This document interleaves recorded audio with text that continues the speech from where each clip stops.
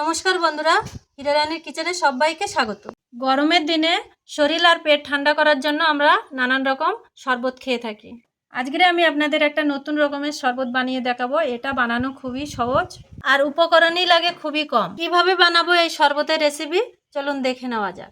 লেবু পুদিনা পাতার শরবত করার জন্য আমি এখানে এক মুঠো ফ্রেশ পুদিনা পাতা নিয়ে নিয়েছি। পাতাগুলোকে ভালো করে জল দিয়ে ধুয়ে নেব। এখন তো বাজারে প্রচুর পরিমাণে পুদিনা পাতা পাওয়া যাচ্ছে, আপনারা বাড়িতে এই শরবতটা অবশ্যই করতে পারেন। এর সাথে আমি নিয়ে নিয়েছি একটা বড় সাইজের পাতিলেবু। পাতিলেবুটাকে ভালো করে জল দিয়ে ধুয়ে নেব। লেবুটাকে আমি মাঝখান দিয়ে কেটে নেব।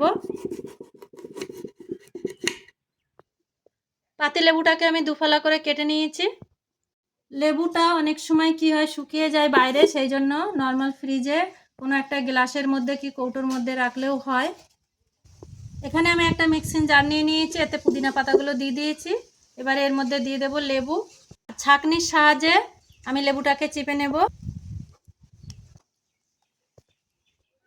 আর এক ফালি লেবুও চেপে দিয়ে দেব।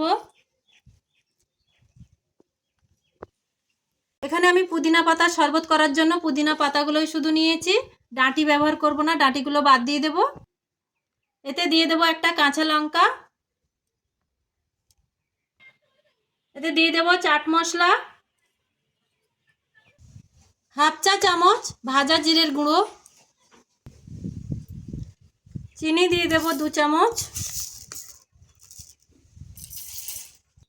এখানে আপনারা চাইলে গুঁড়ো করে চিনিও দিতে পারেন। এতে দিয়ে দেব বিট লবণ। এবার এতে অল্প পরিমাণে জল দিয়ে মিহি পেস্ট করে নেব। সমস্ত রকম মশলা দিয়ে আমাদের পুদিনা পাতার পেস্ট বানানো হয়ে গেছে। এখানে আমি একটা বাটিতে কিছুটা বরফ নিয়ে নিয়েছি, একটা ছাঁকনি নিয়ে নিয়েছি। ছাঁকনির সাহায্যে পুদিনা পাতাটাকে ছেঁকে নেব। এই পাতা থেকে এগুলো বেরিয়ে গেছে। ব্লেন্ডারটা ধুয়ে দিয়ে দেব। পুদিনা পাতাটা ছেঁকে দেখুন কতটা ছিবড়া বেরিয়ে গেছে। এগুলো শরবতের মধ্যে থাকলে গালে পড়লে অতটা খেতে ভালো লাগে না, এগুলো বাদ দিয়ে দেব। পুদিনা পাতার শরবতটা আমাদের একদম রেডি হয়ে গেছে। এবারে আমি একটা গ্লাসে ঢেলে নেব। গ্লাসে শরবতটা ঢেলে নেব।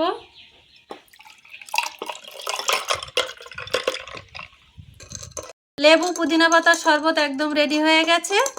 এই শরবত খেলে একদম মন প্রাণ জুড়িয়ে যাবে, পেট একদম ঠান্ডা হয়ে যাবে, শরীর খুব ভালো লাগবে। এরকম পুদিনা পাতার শরবত খেয়ে আমার ভিডিওটা সাবস্ক্রাইব করে দেবেন, লাইক করে দেবেন।